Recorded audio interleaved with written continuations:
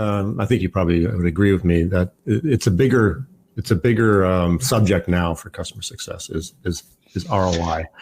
And so why do you think it is? So why is it becoming more of a prominent kind of?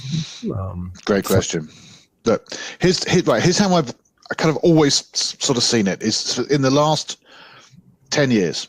Okay, there's been a transition in the world of technology, and I don't just mean software as a service, but software as a service kind of is the spearhead or the obvious example of this, right? And the transition has been from product led to outcome led, right? Yeah. Okay, so and that's a lot to do with what the customer wants and desires and requires from us, and we've been led by the customer to that. But my point is this: is right. If you are selling a product, right, then having sold the product, here it is. This is the product for you. Here's the features. Here's the functions. Blah blah blah. You've sold. What have you got to deliver? You've got to deliver the product. All right. So post sales, your focus is on good delivery of product, which means customer service and making sure if something goes wrong that you fix it and all that.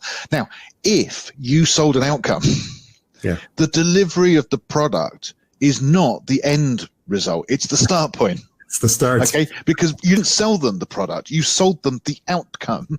Now you've got to help them deliver because you haven't done your job until so that I think is why it's been such a big problem in general. That is why. And I think then more specifically then, because you could argue, well, customer success management has only been around kind of since this rise in outcome selling anyway. So what you're talking about, well, I would say that this is a maturity of customer success management where we've done the navel gazing around churn and renewals and NPS, and bless NPS, but if I never see another one again, I'd be quite happy. But I'm not saying it's not useful, but it ain't helping the customer. Customers don't care about net promoter score. Customers don't care about how many logins. Customers don't care about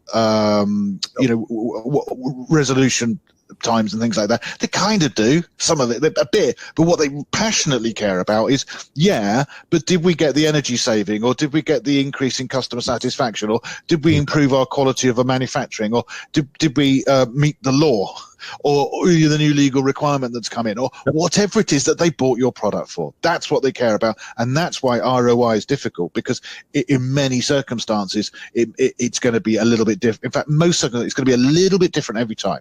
Not necessarily crazy different, because you have a product and you sell that product and you tend to sell it to similar customers with similar requirements, but nevertheless it's different every time. It's different every time.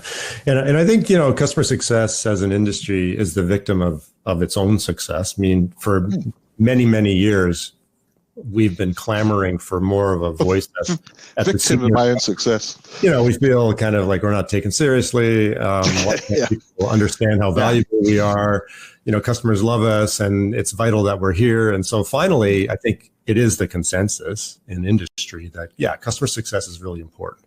So companies have established or are still establishing professional kind of practices for customer success. But what comes with that is the glare of a spotlight from a CFO, because now they're investing in a practice with an expectation that it's going to pay for itself. They're not going to endlessly fund you. It's not a lab experiment.